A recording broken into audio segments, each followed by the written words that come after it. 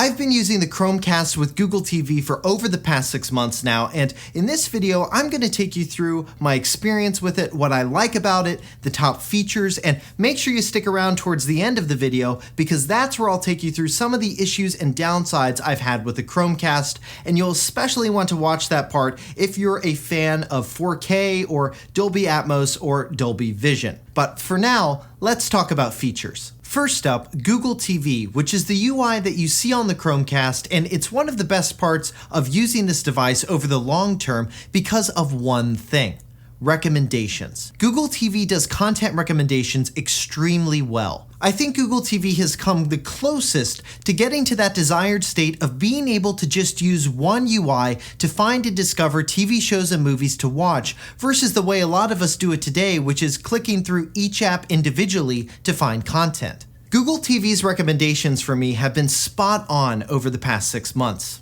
Now, part of this is due to the universal rating system where you can rate shows and movies you like with a thumbs up or down, as well as mark shows and movies as watched. The more you do this, the better recommendations you get. Another part of the software I've absolutely loved using over the past 6 months is being able to add a show to the universal watch list. Gone are the days of having individual watch lists within each app. With the Chromecast with Google TV, you can just have one watch list and add shows to it from a variety of apps and services. The layout of Google TV's UI also just makes a lot of sense. You have a top menu that consists of search, For You, movies, TV shows, apps, library, and then your Google profile icon at the top right, which is consistent with other Google apps and where you'll find the settings for the device. Each section is pretty self-explanatory, and it's easy to navigate around with a new Chromecast Remote, which I have a lot of feelings about. The previous Chromecast was great at casting from your phone to the TV, but it was never something I'd actually use to watch TV shows or movies because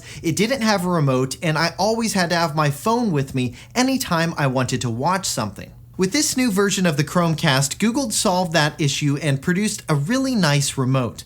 The buttons have a nice feel to them, it's easy to use, reliable, and I haven't had any problems with it in the 6 months I've been using it. The main thing you'll use the remote for is to navigate the UI, and you do this by using the top and bottom and left-right buttons along the top of the remote, and when you want to click something, you can click the center button inside of what looks like a little wheel. If you have a newer TV or other devices like a receiver or soundbar in your setup, you can teach the Chromecast with Google TV to turn on and off your devices and control their volume using either HDMI CEC or with an IR blaster on the remote, and in my experience, it has worked well. The only downside to using an IR blaster, which is what I do because HDMI CEC doesn't completely work with my setup for some reason, is that the IR blaster won't always kick my receiver over to the correct HDMI input. Now, you may have noticed that dark button on the remote. What does that do? It controls the Google Assistant.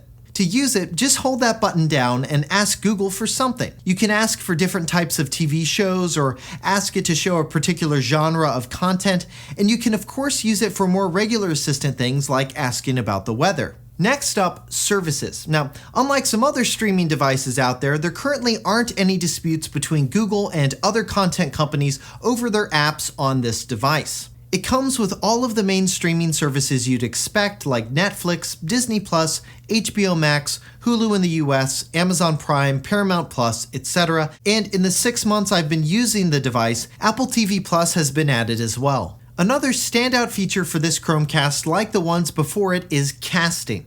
As I mentioned earlier, you can easily cast media from a device like your Android or iOS phone, tablet, or a computer when you see the cast button available to your TV. This is one of the greatest strengths with the Chromecast when you compare it to other streaming devices out there because cast support is found in so many different types of apps, like Spotify, Netflix, Google Photos, etc. And if you have an Android phone, you can just cast whatever's on your screen to the TV with a tap of a button. Next up, Bluetooth. The Chromecast with Google TV does have support for wireless Bluetooth devices like wireless headphones. You can pair your wireless headphones to the device in settings, and in my experience with this feature, actually it's been alright, but not great. I found that there's too much interference in the Bluetooth signal for it to be usable in my experience. And some of that may just be due to my Chromecast sitting behind a large receiver, so your experience may differ here based on the setup of your TV and sound system. So that's one thing that hasn't worked very well for me on the Chromecast with Google TV. Now let's dive into a couple of other downsides I've found while using the device. First is lack of universal playback controls. The skip forward and skip backward features do not work the same across all applications. In some apps like Apple TV Plus, you can just use the left and right buttons to skip ahead and skip back, but in other apps like Disney Plus, when you hit the left and right buttons, it'll bring up a pop-up menu and then you'll need to move the selector over to the rewind or fast forward icon and then hit the center button in order to fast forward or rewind, which is just clunky. I wish Google had done something here to enforce a consistent experience across all of its apps